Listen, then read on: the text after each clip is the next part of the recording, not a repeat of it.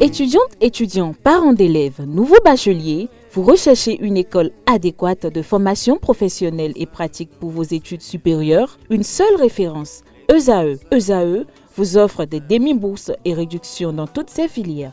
Waouh! Payez 300 000 au lieu de 550 000 en licence 1, 2 et 3 en journalisme, réalisation, sciences de gestion, administration des affaires, sciences économiques et sciences juridiques. En master 1 et 2, 670 000 en journalisme et 550 000 en sciences de gestion et administration des affaires au lieu de 1 070 000. Écoutez, pour les 100 premières inscriptions en administration générale et administration des finances, payez 450 000 au lieu de 550 000 pour la licence 1, 2 et 3. En master 1 et 2, payez 870 000 au lieu de 1 070 000. Alors, rendez-vous vite à ESAE pour la rentrée académique 2021-2022. Les deuxième et troisième années démarrent le 20 septembre 2021 et la première année le 11 octobre 2021. Informations et renseignements, ESAE Cotonou, 3e rue à droite en quittant le carrefour Jadot pour la BIBE Jéricho. Téléphone 96 80 55 11 ou 98 98 14 00 ou encore 90 93 65 21. ESAE, l'excellence à un an. Bonjour à toutes et à tous, heureuse de vous retrouver ce matin pour la page des sports. Les écureuils du Bénin ont entamé hier lundi 8 novembre 2021 au stade général Mathieu Kérékou de Cotonou la préparation de la réception des Barrières du Madagascar dans le cadre de la 5e journée des éliminatoires de la Coupe du Monde Qatar 2022. 15 des 25 joueurs convoqués ont participé à cette première séance testés positifs à la COVID-19. Sebio Soukou est remplacé par Yannick Aguemon dans le groupe. De même, Cédric Rontondi, blessé en cours de match le dimanche dernier avec Clermont, ne va pas rejoindre la troupe de Michel Dussuyer. Nabil Yarou est appelé pour pallier à son absence. Aspac a battu UPI ONM 3 buts à 1. Au terme d'un scénario rarissime interrompu avant-hier à cause des intempéries, à la 55e minute, le match a connu son épilogue dans l'après-midi d'hier. Lundi 8 novembre 2021, les Portugais ont confirmé leur avantage de 2 buts à 1 en marquant un 3e but. Malik Touré, entraîneur d'Aspac, et son homologue de UPI, Yves-Cyprien Pérignon, ont fait la lecture du match. Suivez-les au micro de Setondélarios Adiagbeno.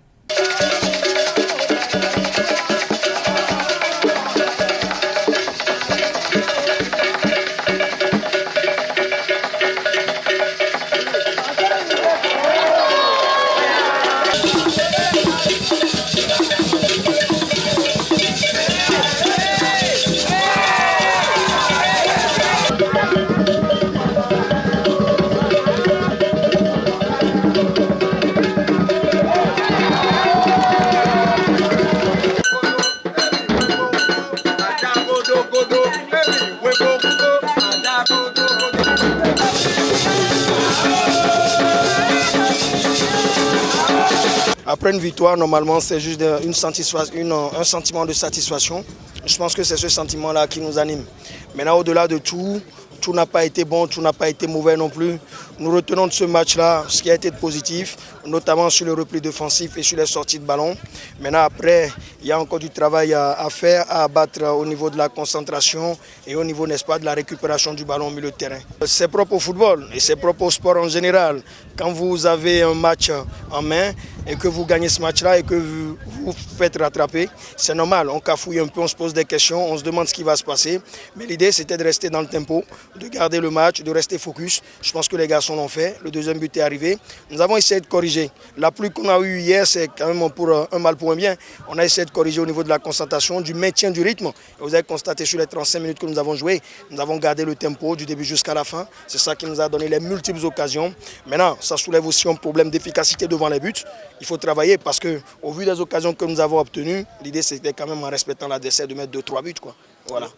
Hier on a joué, bon, on pouvait rien contre les intempéries. À 2-1 on est revenu pour 35 minutes. Mais on a eu un autre fait de jeu où l'arbitre délibérément donne un carton rouge inexistant. Bon, ça change la donne. Donc c'est rien, on prend ça avec philosophie. Et comme c'est la première journée, on va essayer de continuer à régler ce qu'il y a à régler et on va avancer. Un effectif à près de 95% de nouveau. Première journée, premier véritable match test. J'ai encore foi en cette équipe jeune. Je pense que nous avons à travailler encore, nous allons parler de nous dans ce championnat. Bon, je peux dire que pour la première phase, pêcher surtout le deuxième but.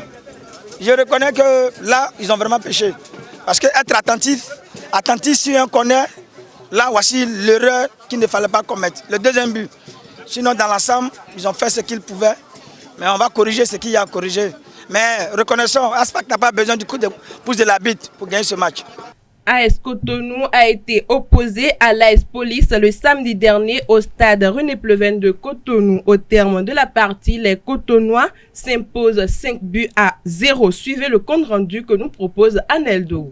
Avalanche de buts pour la première sortie de l'AS Cotonou dans la rencontre qui l'a opposé à l'AS Police le samedi dernier au stade René Pleven de Cotonou. 5 buts au total pour les poulains de Youssouf Tiamiou contre 0 pour les policiers. Les hostilités ont démarré dès la 4e minute où l'AS Cotonou prend l'avantage grâce à Soumaïla Humpé.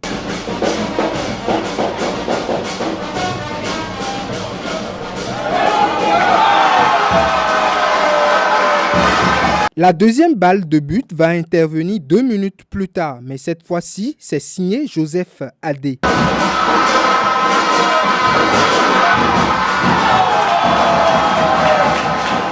Cueilli tôt par les Cotonois, l'AS Police peine à revenir dans la rencontre. L'AS Cotonou en profite pour asseoir son jeu. Le troisième but viendra à la 29e minute, à nouveau avec Joseph Adé.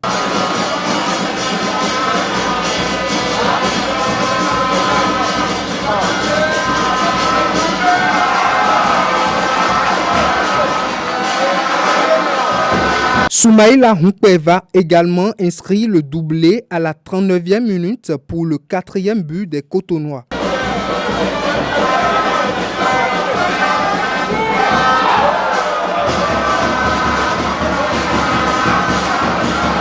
Aisé et profitant de l'absence de l'adversaire, le 5e but des Cotonois va achever les policiers à la 44e minute.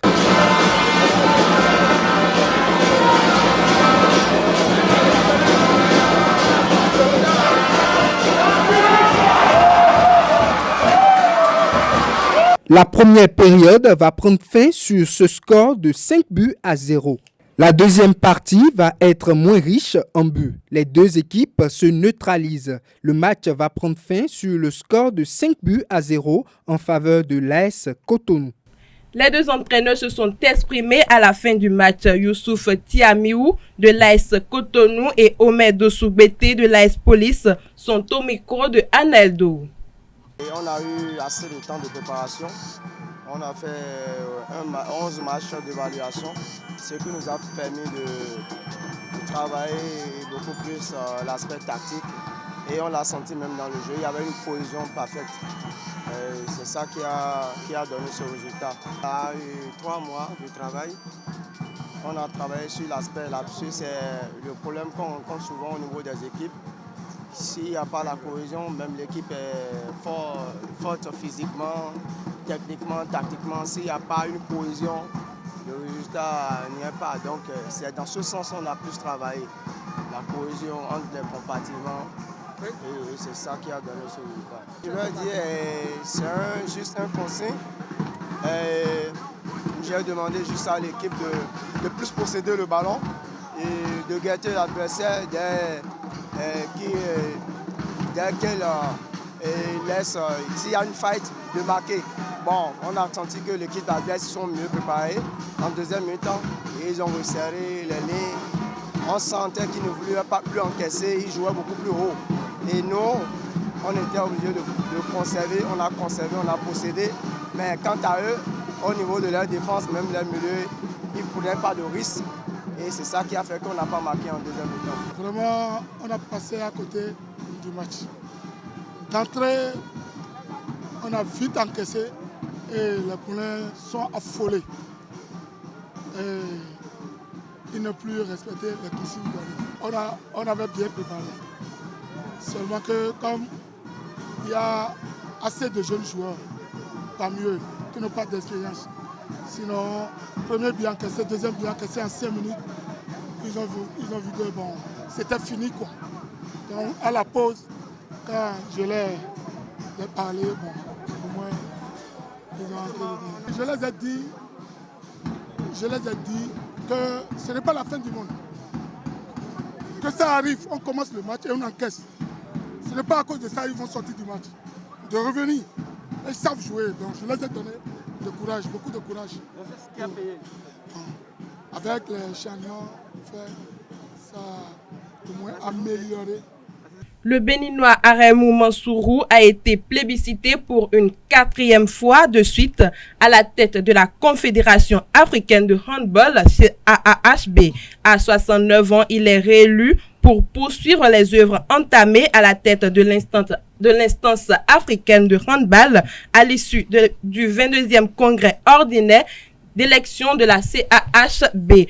Autre information, le bureau du Comité national olympique et sportif béninois organise du mercredi 10 au samedi 13 novembre 2021 une formation au profit des acteurs fédéraux du mouvement sportif béninois. Sont concernés par ces modules de formation les présidents, secrétaires généraux et les trésoriers généraux de fédérations sportives nationales.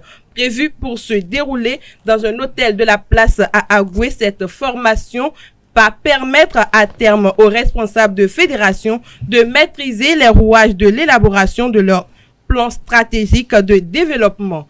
Pas de spectateurs au stade Kégué le 11 novembre 2021 pour suivre la rencontre du Togo face au Sénégal, comptant pour la 5e journée des éliminatoires de la Coupe du Monde Qatar 2022. L'annonce a été faite hier à travers un communiqué, de la Fédération togolaise de handball. La Fédération togolaise de handball décide ainsi de maintenir le huis clos pour le match des éperviers contre les Lions de Teranga du Sénégal, conformément au protocole sanitaire à la COVID-19 des matchs de la CAF et de la FIFA. Voilà pour vous la page sport de ce matin. Merci pour votre attention.